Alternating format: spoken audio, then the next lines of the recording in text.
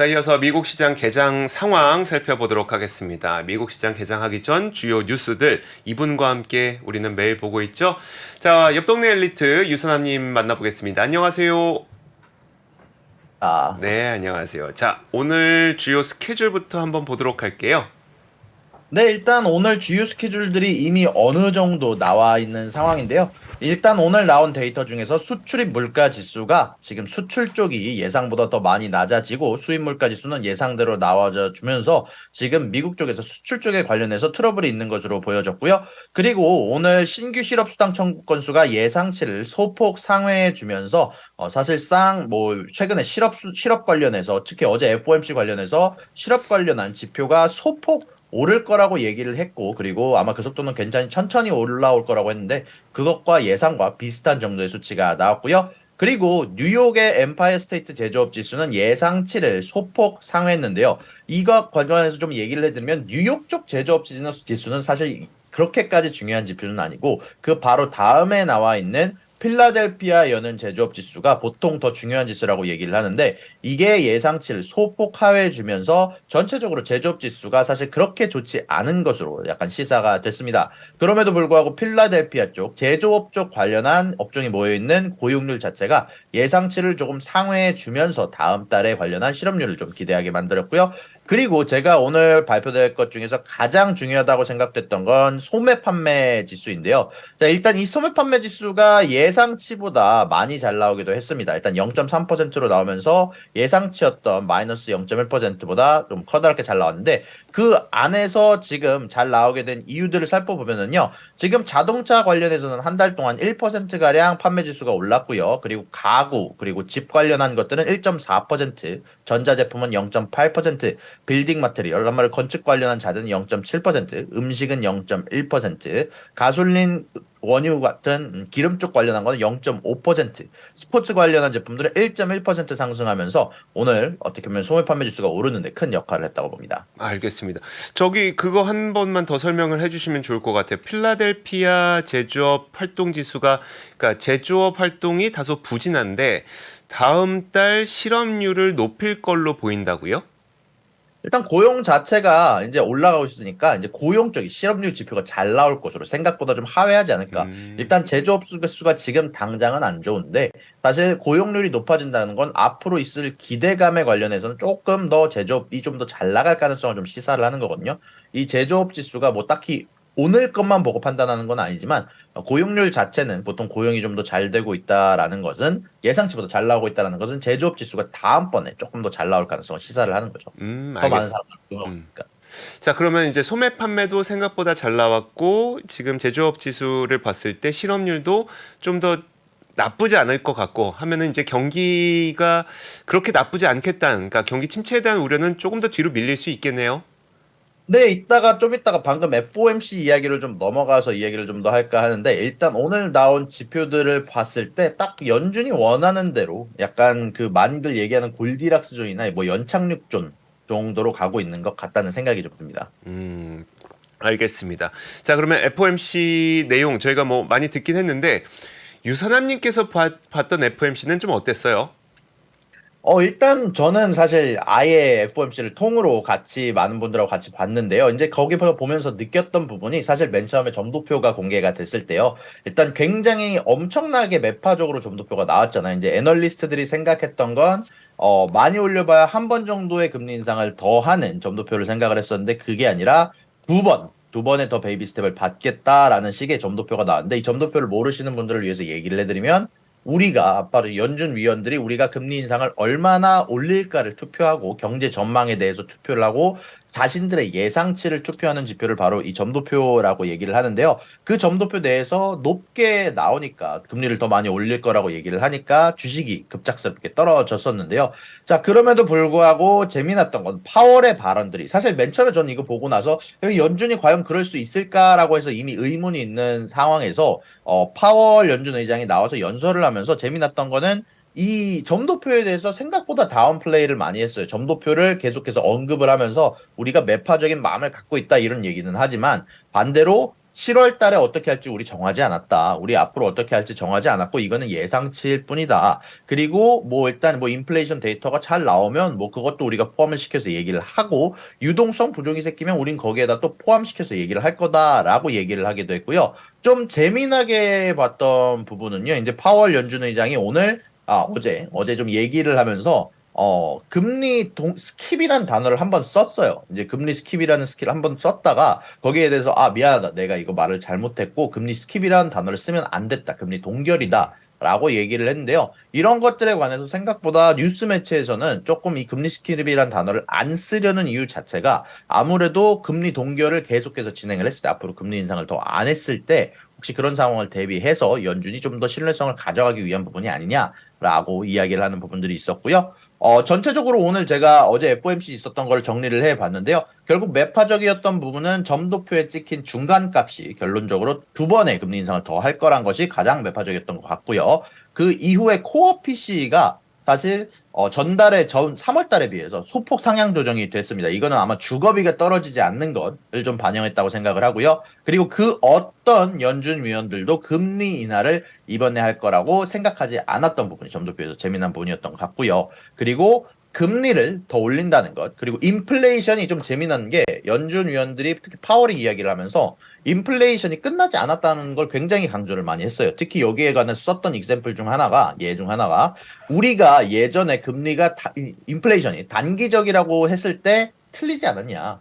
언제든지 인플레이션 다시 튀어오를 수 있다. 특히 오일 가격이나 음식 가격 같은 게 튀어오를 수 있으므로 그걸 견지해야 된다라고 얘기를 했고요. 그리고 상업용 부동산 관련해서 많은 분들이 가장 관심을 가지고 있었을 거라고 생각하는데 여기에 대해서 아마 대놓고 타격이 오겠지만 상업용 부동산 타격이 오고 은행에도 어느 정도 이 타격이 번지겠지만 아주 가깝게 closely 모니터링 하고 있다라고 얘기를 하면서 매파적인 내용은 이 정도로 간추릴 수 있을 것 같고요. 비둘기적인 부분도 없었던 건 아닙니다. 많은 부분들이 사실 매파적인 부분에만 집중하고 계시는데 이 아까 말씀드렸다시피 이 점도표에 대해서 확정된 게 아니라고. 이거는 우리의 예상치일 뿐이라고 계속해서 강조했던 부분이 사실 가장 중요한 부분이었고요. 또 아까 말씀드렸다시피 금리 스킵이라는 단어를 정정했던 모습. 그리고 세 번째는 주거용 부동산에 관해서 좀 재미난 말을 내놨습니다. 이제 주거용 부동산이 바닥을 찍고 소폭 오르고 있다라는 표현을 썼어요. 결론적으로 이제 더 이상 주거용 부동산이 크게 내려가지 않을 것 같다라는 얘기인데요. 그리고 그럼에도 불구하고 이 주거용 부동산이 오르는 속도가 크지 않아서 바닥 근처에서 횡보를 할 거다라고 파월 연준 의장이 얘기를 하기도 했고요. 그것과는 반대로 재미난 건 주거비는 이제 CPI에 나오는 주거비는 언젠가 지금 현재 바닥을 찍은 주거용 부동산에 따라서 내려오기 시작할 건데 이제 거기에 대해서는 뭐 추가적인 언급은 안 했지만 CPI 관련해서 인플레이션 관련해서 주거용 쪽이 내려갈 것을 이제 시사하기도 했고요. 그리고 가장 중요한 거는 결국 파월 연준 의장이 얘기한 거는 결국 데이터를 보고 가겠다라는 내용입니다. 현재 오버 긴축을 넘어하는 것과 긴축을 너무 적게 하는 중간 지점에 왔다는 걸 이미 시사를 했어요. 여기에서 연결돼서 얘기를 했던 게 우리가 금리의 최종 목적지에 거의 다 다다라 있다라는 표현을 썼어요. 그 말 뜻은 아직 데이터가 나오는 거에 따라서 금리 인상을 하거나 금리 인상을 하지 않거나가 결정된다고 저는 개인적으로 저렇게 느꼈습니다. 연설을 들으면서. 그리고 사실 뭐 여러 가지 인플레이션 데이터가 최근에 잘 나오기도 했고 예전에 유가 움직임도 봤을 때 그렇게까지 인플레이션이 튀어오를 거라고 지금 분위기가 그런 쪽으로 가는 것 같지는 않아요. 저는 그렇기 때문에 사실 개인적인 생각으로 봤을 때는 아마 7월 달에 금리 인상을 하는 거는 뭐 확률이 적지 않을까라고 개인적으로는 생각하고 있었습니다. 알겠습니다. 자, FMC 이야기를 쭉 이야기해 주셨는데 유선남님 오늘 보니까 수염 안 깎으셨죠? 저요?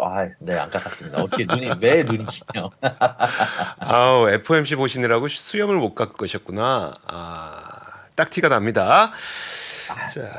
자, 근데 중국 부양책에 대한 기대감이 계속 나오고 있잖아요. 그래서 저희도 며칠 전에 전해드렸던 게 뭐 대출 금리 인하했다. 그런데 오늘은 조금 더 큰 뉴스가 나왔더라고요.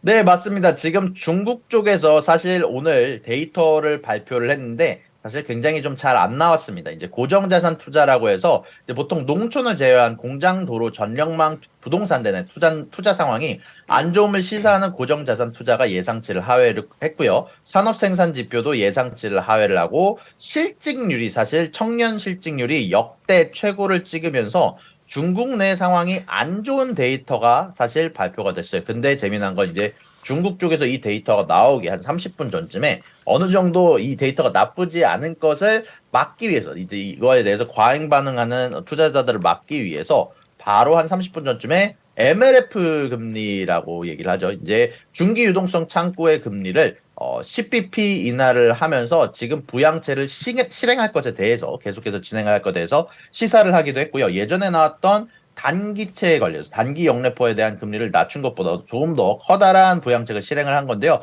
지금 현재 중국 내부에서도 지금 계속 모여서 회의를 하면서 지금 이 사태를 어떻게 해결을 해야 되든지 이 사태에 대해서 어떤 대처를 해야 되는지 지금 회의가 현재도 진행 중이다라는 뉴스가 블룸버그에서 보도되기도 했습니다. 그러다 보니까 이제 다음 주에는 조금 더 완화적인 통화 정책을 내놓지 않겠느냐는 기대감도 시장에는 있는 것 같더라고요.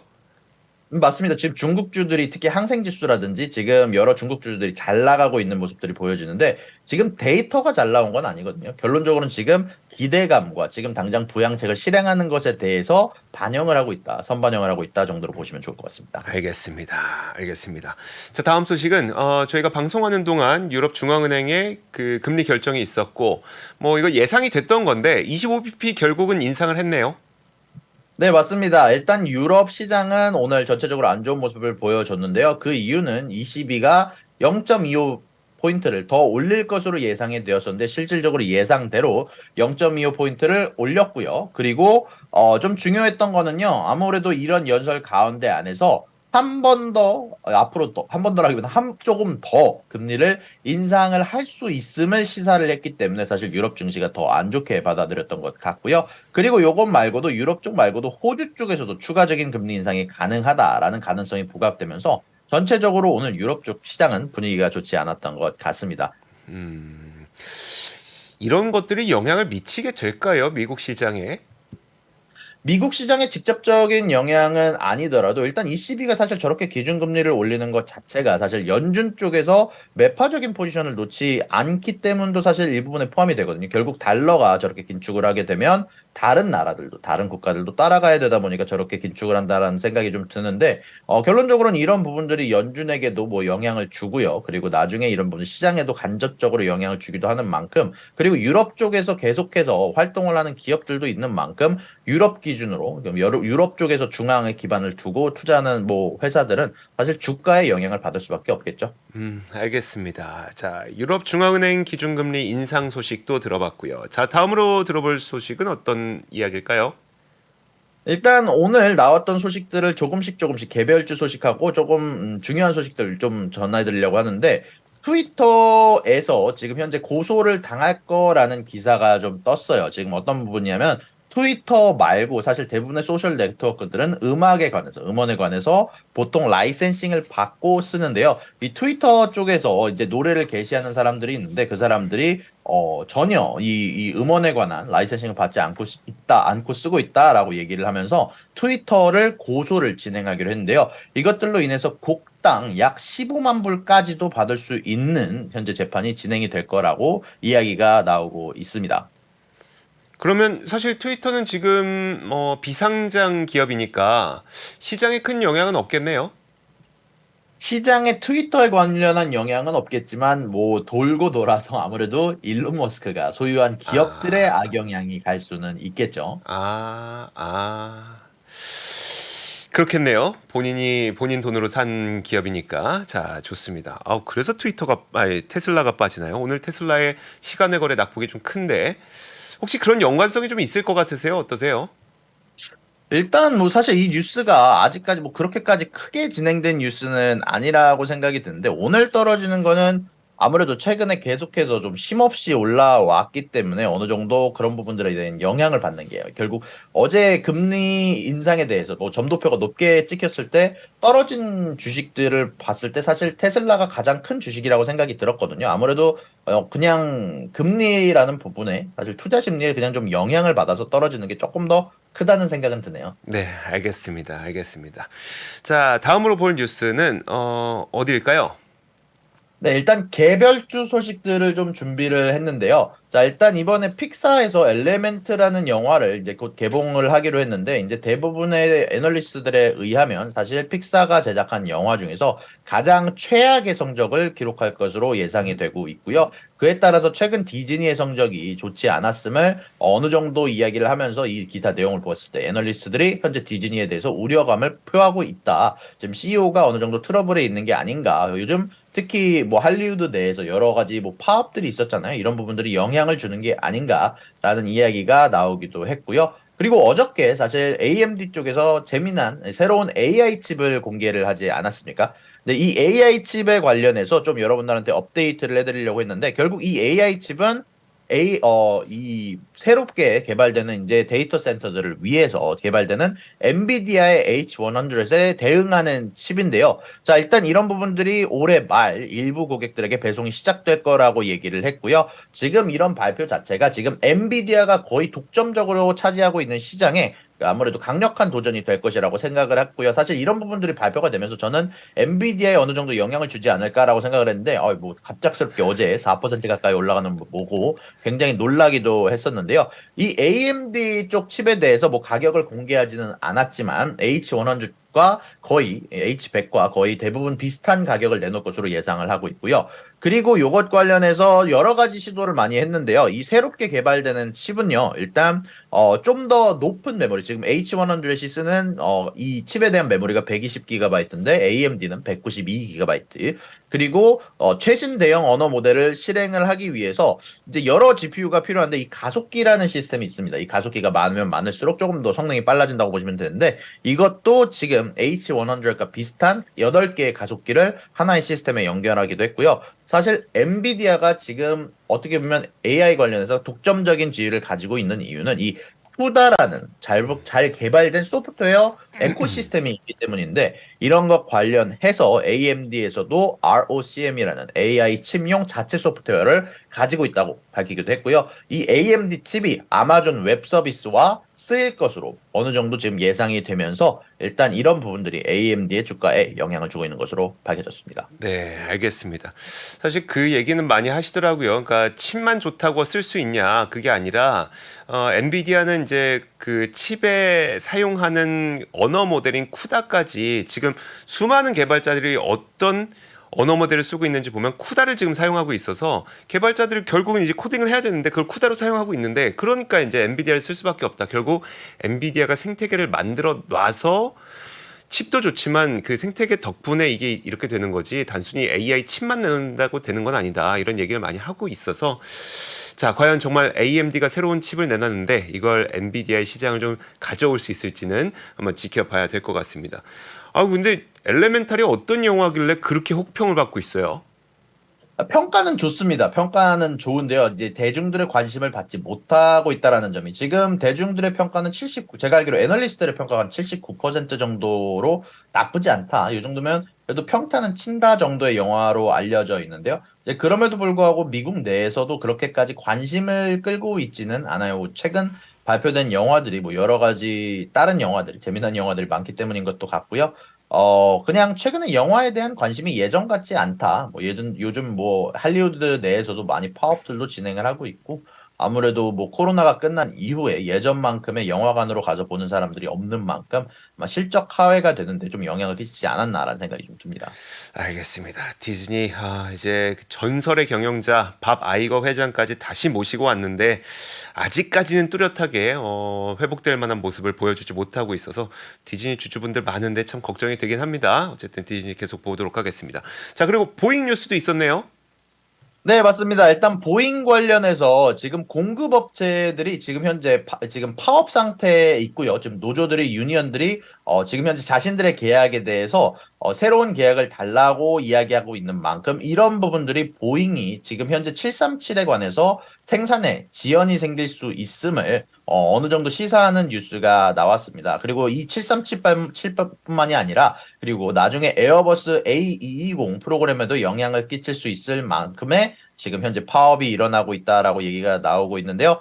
이런 부분들이 지금 보잉이 만약에 이런 부분들이 영향을 받게 된다면 후에 주가에 악영향을 줄 것으로 예상이 돼가지고 오늘 기사를 갖고 왔습니다. 참 보잉은 왜 이렇게 제때 못 만들어내는 거예요. 아, 참 보잉 참 아쉽습니다. 요즘에 이제 어도비 많은 분들 관심 많으시거든요. 뭐 AI와 관련해서도 관심 많으신데 이 어도비가 오늘 장 마감된 이후 내일 아침에 실적 발표하죠. 네, 맞습니다. 일단 뭐 미국 기준으로는 장 마감 이후에 음, 오후 4시가 넘어서 아마 발표가 될 예정인데요. 아무래도 최근에 AI라든지 요즘 관련된 기업들이 뭐 계속해서 어닝이 잘 나오고 있는 만큼 어도비도 아마 어닝이 잘 나오지 않을까라고 해서 사람들의 관심이 쏠려 있고 사실 제 시청자분들도 계속 얘기를 하셨던 게 계속 뭐 여러 가지 변동성을 위한 투자 같은 걸 많이 하시고 계신데 제가 봤을 때도 아마 이번 성적에 따라서 높은 변동성을 자랑할 것으로 예상이 되는 만큼 꼭 보셔야 될 어닝 중 하나라고 생각이 듭니다. 네, 알겠습니다. 기대가 많은 만큼 어도비 내일 아침에 어떤 어닝이 나오는지 저도 실시간으로 좀 확인을 해봐야 되겠네요. 자, 좋습니다. 저희가 이야기를 나누는 동안 미국 시장이 조금 전에 개장을 했습니다. 어떤 식의 움직임을 보이고 있는지 한번 저와 함께 브리핑을 장 분위기 한번 초반 분위기 보시죠. 자, 보겠습니다. 지수가 다 들어왔는데요. 들어온 거 맞죠? 다시 한번 그 세로 고침을 눌러보도록 할게요. 자, 일단 3대 지수 모두 하락으로 출발을 했어요. 아무래도 이제 어제는 괜찮았었는데 사실 어제 그 나오고 나서 이제 금리 인상에 대한 우려감 뭐 이런 것들이 좀 있는 것 같아요. 제가 보기엔 좀 그렇습니다. 이게 그리고 아무튼 그렇습니다. 나스닥은 0.3% 지금 하락하고 있고요. 다우가 0.04%, S&P 500이 0.17. 물론 해석상으로 봤을 때는 파월 의장의 말한 투나 뉘앙스 이런 걸 모두 다 봐도 어쨌든 더 이상 금리 인상은 하기 쉽지 않을 거라는 게 시장의 중론이긴 한데요. 어쨌든 점도표에 찍힌 거는 두 차례 정도는 더 인상을 해야 된다는 이야기니까 그게 이제 나왔으니까 시장에서는 다소 부담스럽게 작용을 하는 것 같고 근데 결국 이렇게 금리가 올라간다고 했을 때 결국 가장 큰 피해를 받게 되는 건 다시 한번 기술주가 되겠죠. 결국 이런 것들 때문에 오늘 시장의 낙폭이 기술주가 조금 더 크게 나오는 게 아닐까라는 그런 초반 분위기를 읽을 수가 있습니다. 자, 그럼 전체적으로 어떤 움직임이 나타나고 있는지 히트맵을 보도록 하죠. 보시는 것처럼 이렇습니다. 기술주의 분위기가 별로 안 좋습니다. 그래서 아마존 1.2% 그리고 구글과 메타가 0.3%씩 하락하고 있고 마이크로소프트는 그리고 애플은 0.2% 0.3% 정도 강보합권 움직이고 있습니다. 자, 조금 전에 AMD 말씀해 주셨는데 AMD 그리고 엔비디아 어제 꽤 크게 반등을 했었죠. 엔비디아 특히 이거에 따른 뭐 약간의 차익 실현 매물이 좀 나오는 것 같고요. 뭐 그렇다고 아직 뭐 상승세가 꺾였다 이런 분위기가 나오고 있는 것 같지는 않습니다. 자, 이런 가운데 가치주 중심의 이런 종목들 좀 올라가고 있는데 이건 좀 약간 뭐라고 해야 될까요? 유나이티드 헬스가 어제 6% 넘게 급락을 했었죠. 이것도 그냥 단기 저가 매수에 대한 기대감 뭐 이런 것들이 나오고 있는 거지 딱히 커다란 움직임으로 보기는 조금은 어려울 것 같습니다. 자, 종목별 움직임 몇 가지 한번 보도록 하겠습니다. 자, 어도비가 워낙 이제 잘 가기도 하고 그리고 내일 아침에 이 실적을 발표할 예정이기도 하니까 어도비는 오늘 어떻게 움직이고 있는지 볼게요. 실적 발표를 앞두고는 사실 큰 움직임은 나타나고 있지 않습니다. 0.5% 정도 상승을 하고 있는데 최근 들어서 이제 파이어플라이라고 하는 AI 툴을 내놨죠. 그러다 보니까 이번 실적 발표에서 물론 지금 당장의 실적 발표도 중요하지만 이 새롭게 출시한 AI 툴 파이어플라이에 대한 설명을 들으려고 하는 요구들이 좀 많을 것 같아요. 그래서 어도비도 왠지 컨퍼런스 콜과 관련된 이제 그 민감도가 굉장히 높을 것 같으니까 컨퍼런스 콜까지 여러분들 잘 보시면 좋을 것 같고요. 자, 그리고 자, 오늘은 새로운 기업 한 가지를 좀 여러분들께 보여드릴까 합니다. 카바 그룹이라고 하는 기업인데요. 오늘 처음 상장하는 기업이에요. 아직 거래가 시작이 안 됐네요. 자, 카바라고 하는 기업이 여러분 멕시칸 푸드 좋아하시나요?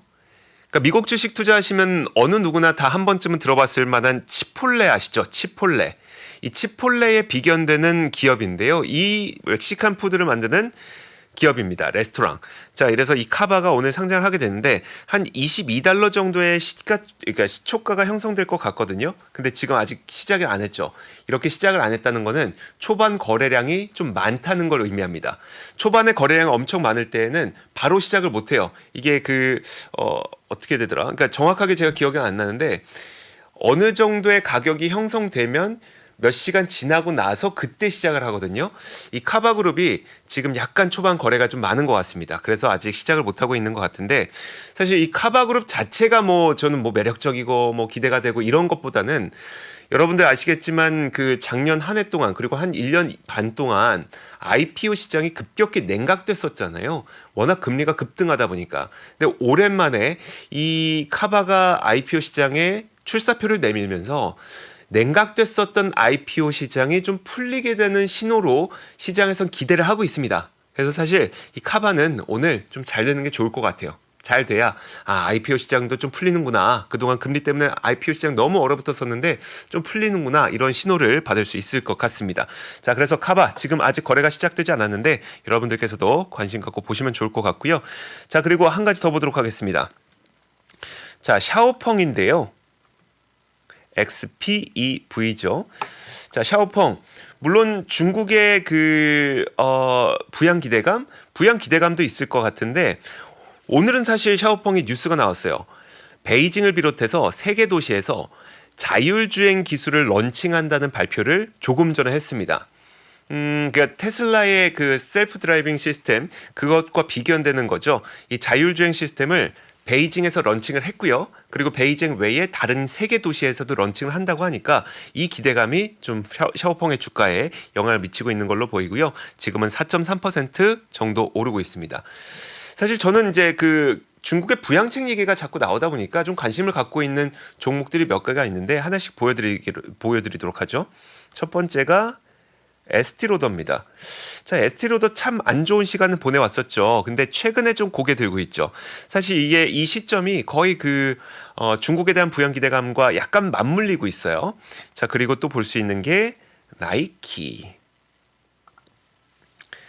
사실 나이키도 최근에 아주 좋은 움직임은 아닌데 어제 좀 급등을 했었죠. 특별한 뉴스는 없었습니다. 나이키의 특별한 뉴스는 없었음에도 불구하고 지금 올라왔었고 또 한 가지 보여드릴게요. 우리 일부에서 봤었던 룰루레몬.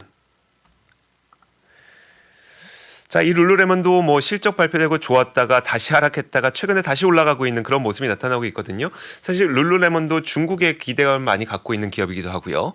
또 한 가지 랄프로렌. 자, 랄프로렌도 꽤 오랜 시간 안 좋은 모습을 보이다가 최근 들어서 좀 반등하고 있죠. 사실 저는 개별 기업별로 어떤 특별한 뉴스들이 있는 건 아닌데 이렇게 반등을 하는 거 보니까 중국 부양에 대한 기대감이 분명 좀 있는 게 아닌가라는 생각이 들어서 이 소비재 관련주들 요즘 어떻게 움직이고 있는지 여러분들에게 한번 보여드렸습니다. 자, 유선남님. 자, 이제 제가 못다 싶은 시장의 움직임 초반에 어떤 게 있었을까요? 일단 말씀해주신 것처럼 지금 현재 여러 가지 FOMC의 여파에 영향을 받고 있는 것으로 보이고요. 결론적으로는 어제 사실 매파적인 부분들이 어느 정도 있었다 보니까 금리 인상에 관해서 그런 부분들이 지금 후행하는 효과가 나오고 있는 것 같고요. 그리고 말씀해주신 카바라는 회사가 사실 지금 IPO를 통해서 주목을 받고 있는 게 사실이고, 이거 정확하게 얘기하면 이 카바라는 회사가 지중해식 식단이라고 하죠. 어느 정도 좀 샐러드 같은 식단을 위주로 판매하는 식단인데, 사실 뉴욕, 뉴저지 지방 쪽에서는 그렇게까지 커다란 식당은 아닌데 지금 저도 밸류에이션을 봤는데 거의 $1 빌리언 이상의 가치 평가를 받을 것으로 예상이 되고 있는데 저도 보면서 이게 관심이 얼마나 쏠릴까 만약에 지금 IPO 쪽에 예전만큼의 관심은 없는 것 같은데 이거의 결과에 따라서 투자 심리도 어느 정도 예측하는 지표로 쓸 수 있다는 생각이 같이 들었습니다. 네, 알겠습니다. 자, 이렇게 장 초반 분위기 한번 살펴봤습니다. 자, 옆 동네 엘리트 우리 유선남님과 함께 이야기 나눠봤고요. 고맙습니다. 감사합니다. 네. 자, 저희 글로벌 라이브도 여기서 인사를 드리도록 하겠습니다. 자, 글로벌 라이브는 내일 같은 시간에 찾아오니까요. 어디 가지 마시고 금요일 저녁도 저희 글로벌 라이브와 함께 해주시면 좋을 것 같네요. 오늘 밤 지금 장 초반 분위기는 좋지 못하지만 그래도 여러분들 좋은 밤 보내시고 내일 만나요. 고맙습니다. 시간이 흘러도 변하지 않는 여러 가지 원칙과 사고 체계는 존재하거든요. 대가들의 사고 체계, 투자 기법이 아니라 생각의 방법, 그런 거를 분해를 해서 재구성을 해서 하나의 어떤 틀로 조합을 하는 과정이 필요한 것 같다. 라쿤 자산운용 홍진채 대표의 거인의 어깨에 19년간 초과 수익을 달성한 그가 어떻게 주식 대가들의 투자법을 활용했는지 이 책에서 최초로 공개합니다. 대가들의 검증된 투자법을 여러분의 눈으로 직접 확인하시죠.